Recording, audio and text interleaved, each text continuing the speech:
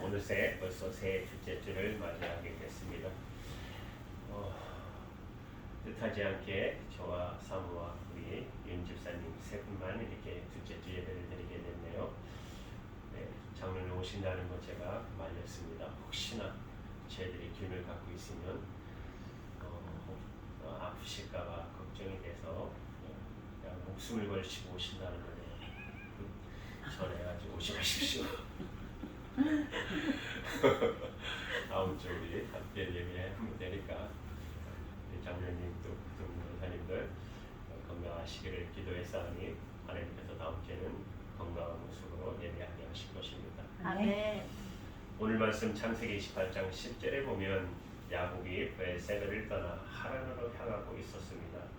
자신의 고향에서 장자의 고난이 탐이 나서 자기 형 에서를 속이고 아버지도 속이고 그리고 그의 장자 고난을 빼앗고 뒤늦게 이 사실을 깨닫고 화가 나서 동생을 죽이려고 기도하고 있었던 에서를 보고 어머니가 야곱을 불러서 야곱에게 아무래도 안 되겠다, 집을 빨리 떠나라.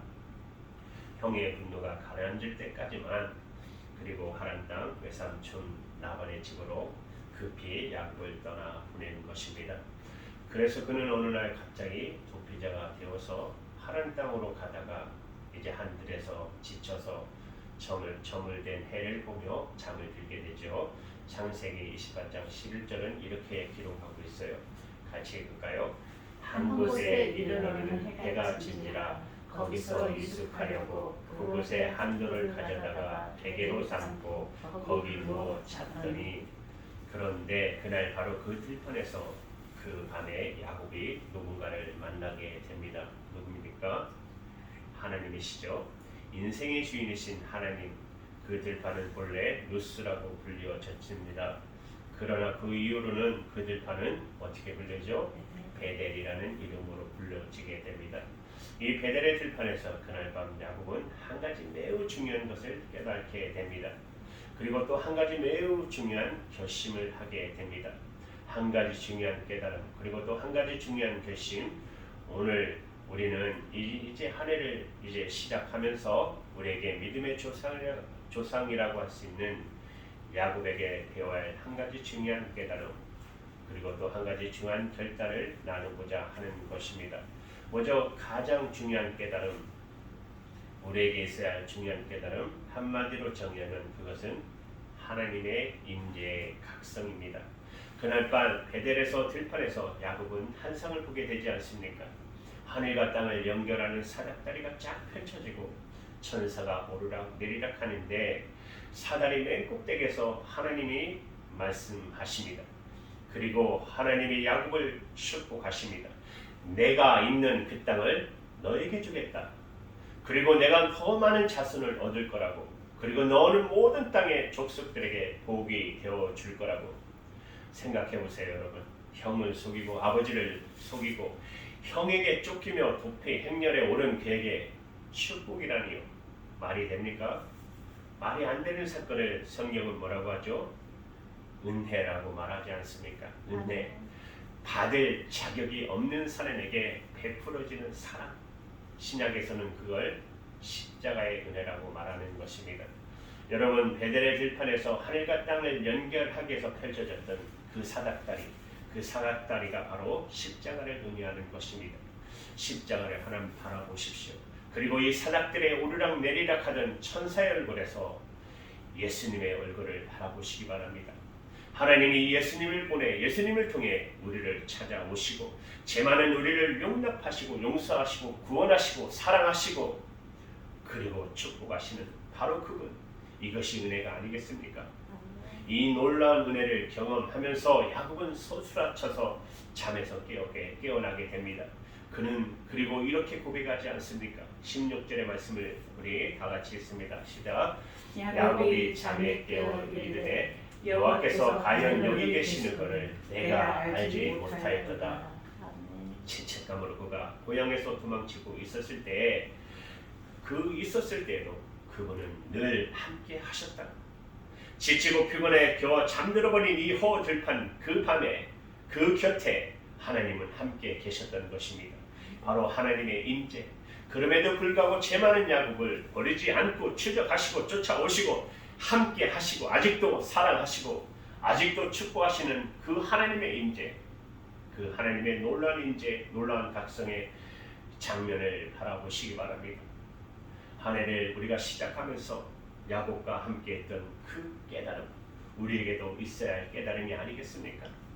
오늘 우리가 정말 주님 앞에 형편없는 죄인처럼 지나간 세월을 살았다 할지라도 그분 앞에 참 죄송한 마음으로 우리가 이 자리에 앉아 있다고 할지라도, 그러나 우리에게 있어야 할 가장 중요한 각성, 나를 버리지 아니하시는 하나님이 오늘 나와 함께 한다는 사실을 믿으시기 바랍니다. 아멘. 여러분, 존 월터라는 우리 시대의 영성가이며 목사님은 우리가 이러한 깨달음을 잃어버리고 사는 사람들의 상태를 가리켜 영적 방심이다라는 말을 했습니다. 영적 방심. 그 목사님은 설교 중에 조지 버나드의 희극인 세인트 존에서 등장인물 중 한 사람인 주인공 존에게 이렇게 말하는 장면을 소개합니다. 하나님은 항상 당신에게만 말씀하시는데 왜 나에게는 말씀하시지 않죠? 그때 존은 이렇게 대답합니다. 하나님이 당신에게도 말씀하고 있었어. 그런데 당신이 듣지 못하고 있었던 것이지. 성경에 나오는 소년 사무엘의 사건을 기억하십니까? 그를 찾아오신 하나님, 이 어린 소년을 쓰시고자 찾아오신 하나님, 그의 이름을 부르십니다. 사무엘아, 사무엘아, 사무엘아. 그렇게 불러도 듣지 못했어요. 그러나 뭔가 소리가 들려왔기에 이게 무슨 소리냐고 그때 제사장이 깨우쳐 주지 않습니까? 너를 부르시는 주님의 음성이야. 비로소 깨닫게 됩니다. 영적 방심에서 깨어난 것입니다. 이 깨어남이 오늘 우리에게 필요한 깨달음이 아니겠습니까? 나를 부르시며 나를 향해 다가오시면서 나는 너를 버리지 않았어. 아직도 나는 너와 함께하고 있어. 나는 너를 사랑하고 너를 축복하기를 원해. 이 놀라운 하나님의 임재의 각성, 오늘 이 들판, 베델의 들판이 되시기를 주님의 이름으로 축복합니다. 아멘. 여기 한 가지 깨달아야 할 중요한 깨달음, 바로 하나님의 임재인 것입니다. 또 하나 가장 중요한 또 하나의 결심, 그것은 야곱에 있어서 그 중요한 결심, 그것은 하나님의 예배자로서의 헌신인 것입니다. 잠에서 깨어나 일어난 야곱은 지난밤 돌베개 삼았던 돌에 기름을 붓고 그 장소를 베델이라고 부릅니다. 여러분, 베이트라는 말은 집이라는 뜻이고 엘은 하나님이죠. 하나님의 이름이지 않습니까? 다시 말하면 하나님의 집이라고 부른 것입니다. 야곱은 이곳을 하나님의 집이 되게 하겠다고 고백한 것입니다. 앞으로 내가 어디 가든지 어디 있든지 그 하나님이 나와 함께 하신다면 나는 그 하나님께 제단을 쌓고 하나님을 예배하는 자로 살겠습니다. 라는 바로 고백인 것이에요. 여러분, 이런 고백이 저와 여러분에게 있어야 되지 않겠습니까? 아멘. 한 해를 시작하면서 우리도 오늘 이 중요한 결단을, 이 중요한 결심을 할 수 있을까요? 본문의 마지막 구절인 21절의 말씀을 우리 다 함께 읽겠습니다. 22절 시작. 내가 기둥으로 세운 이 돌들이 하나님의 집이 될 것이요 하나님께서 내게 주신 모든 것의 10분의 1을 내가 반드시 하나님께 드리겠나이다. 여기서 중요한 것은 헌금이 아닙니다. 헌신이 중요한 것입니다. 그리고 이러한 헌신은 예배의 가장 중요한 정신이 아니겠습니까? 내 삶의 주인이신 하나님 앞에 이제 온전히 나라는 존재를 드리겠다고, 내 인생도, 내 비즈니스도, 내 가정도, 내 소득도 하나님 도우심, 하나님의 은혜가 아니었더라면 가능하지 않았던 내 삶을 돌이켜보며 주인 되신 하나님 앞에 10분의 1을 드려 하나님을 섬기겠습니다. 헌신된 종으로서 내 삶을 드리겠습니다. 여러분, 바로 이게 예배의 고백인 것입니다. 예배의 헌신자로서의 고백인 것입니다. 나중에 야곱은 이곳으로 다시 돌아와 그곳에 제단을 쌓는 것을 보게 됩니다. 여러분, 창세기 35장 7절의 말씀을 함께 읽겠습니다. 시작. 그가 거기서 제단을 쌓고 그곳을 엘베벨이라 불렀으니 이는 그의 형 낫을 피할 때에 하나님이 거기서 그에게 나타나셨음이더라. 그가 그곳에 다시 돌아와 제단을 쌓고 예배를 드리면서 그 장소를 엘베델이라고 부르게 됩니다. 엘은 하나님이라고 말씀드렸죠. 베델, 하나님. 베델에서 나를 만나 주신 하나님. 그 하나님을 예배합니다. 여러분, 우리의 삶의 진지한 변화는 언제 일어나죠? 진지한 예배로 표현되는 것입니다. 예배를 진지하게 드릴 때 우리는 변화되는 것입니다. 이제 그는 예배자로서 헌신된 삶을 살기로 결단한 것입니다. 여러분, 올 한 해를 시작하는 이 시점에서 이 변화가 우리에게 필요하지 않겠습니까? 이 예배가, 우리 지금 드리고 있는 이 예배가 우리에게 가장 중요한 깨달음, 하나님의 임재의 각성, 그분은 나와 함께 하시는데 내가 다만 몰랐습니다.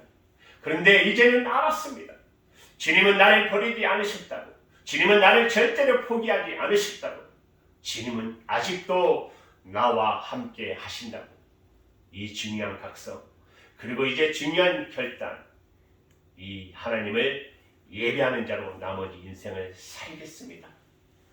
여러분, 올 한 해 이 두 가지만 분명하신다면 이제 우리는 새로 밝아오는 이 한 해, 지금 다가오는 이 한 해의 걸음을 두려워할 필요가 없다고 저는 믿습니다. 여러분, 예배의 헌신자로 사시기 바랍니다. 하나님의 임재를 느끼며 사시기 바랍니다. 그러면 어떻게 해야 됩니까? 기도의 헌신자로 사셔야 됩니다. 무릎을 꿇으셔야 됩니다. 그리고 드리는 예배마다 온 마음과 정성을 다하여 예배 드시기 바랍니다. 올 한 해 우리 교회에 주신 하나님의 표현은 뭐죠?